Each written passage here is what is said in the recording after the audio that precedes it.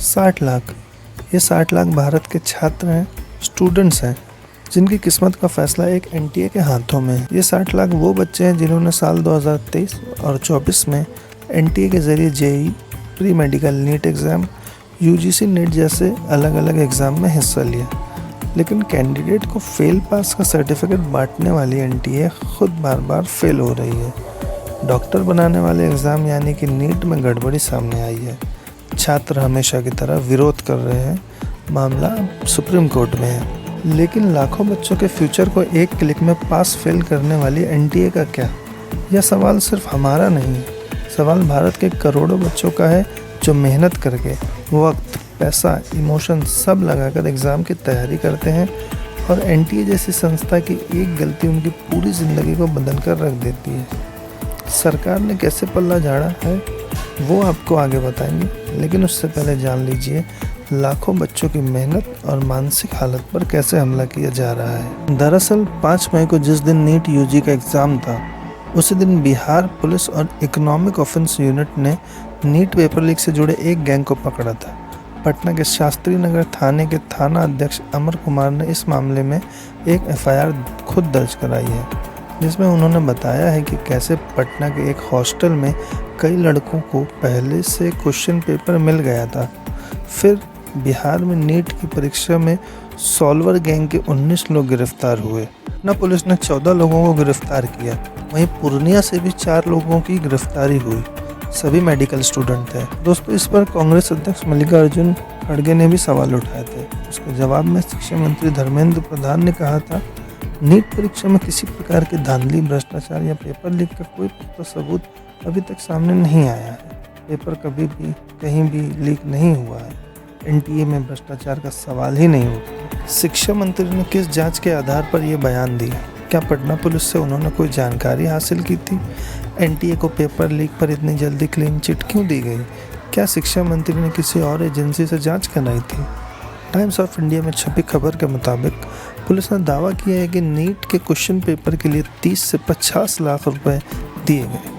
मतलब डॉक्टर बनने का सपना लिए मेहनत से पढ़ने वाले बच्चे और उनका परिवार ये मान ले कि पैसे का ही खेल है।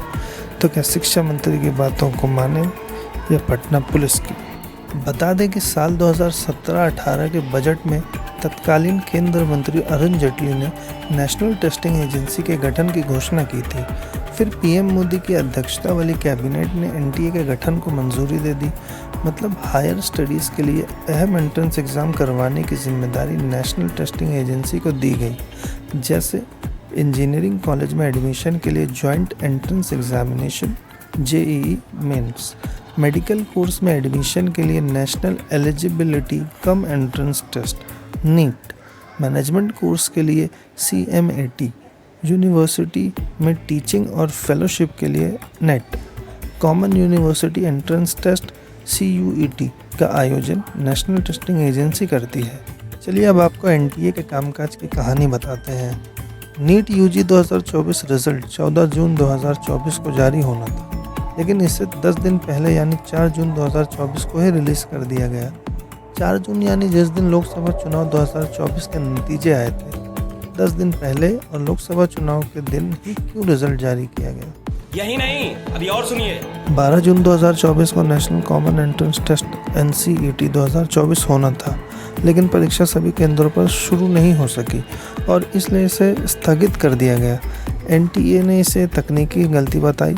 बता दें कि NCET 2024 के लिए कुल 40,233 छात्रों ने रजिस्ट्रेशन कराया था और बायोमेट्रिक रजिस्ट्रेशन के हिसाब से देश भर के लगभग 29,000 उम्मीदवार परीक्षा में शामिल हुए। एनटीए की एक और कहानी देखिए। देश की दूसरी सबसे बड़ी प्रवेश परीक्षा कॉमन यूनिवर्सिटी एंट्रेंस टेस्ट का 15 मई 2024 को एग्ज़ाम होना था। परीक्षा से कुछ घंटे पहले नोटिस जारी करके नेशनल टेस्टिंग एजेंसी ने बताया कि दिल्ली में एग्ज़ाम पोस्टपोन कर दिया गया और अब ये 29 को होगी। ऐसा क्यों हुआ? जिन बच्चों ने ट्रेन से, बस से, फ्लाइट से टिकट ली होगी, उनका क्या? कोई एग्ज़ाम की वजह से किसी दूसरे शहर पहुंचा होगा, होटल में रुका होगा, पैसे खर्च किए होंगे, इसका जिम्मेदार कौन होगा? शिक्षा मंत्री और एनटीए के पास इसका कोई जवाब है? कहीं टेक्निकल एरर है तो कहीं एग्ज़ाम रद्द किया जा रहा है, कभी सेंटर आखिरी समय में बदल दिया जा रहा है, तो कभी एग्ज़ाम किसी और सब्जेक्ट का है और पेपर किसी और सब्जेक्ट का मिल रहा है। लेकिन सरकार छात्रों के साथ नहीं बल्कि एनडीए के समर्थन में दिख रही है। इन सब के लिए किसे सज़ा मिले? क्या छात्रों को अब एग्ज़ाम के बाद अदालत जाने की भी कोचिंग लेनी चाहिए? मुझे लगता है अब छात्रों को एक नहीं कई एग्ज़ाम की तैयारी एक साथ करनी चाहिए। कहीं एक एग्ज़ाम रद्द हो जाए तो दूसरा दे सकें, कहीं पेपर लीक हो तो कम से कम दूसरा ऑप्शन तो हो। दोस्तों, वीडियो पसंद आए तो लाइक करें, शेयर करें और सब्सक्राइब भी करें ताकि देश और दुनिया की सभी खबरें हम आप तक पहुंचाते रहें।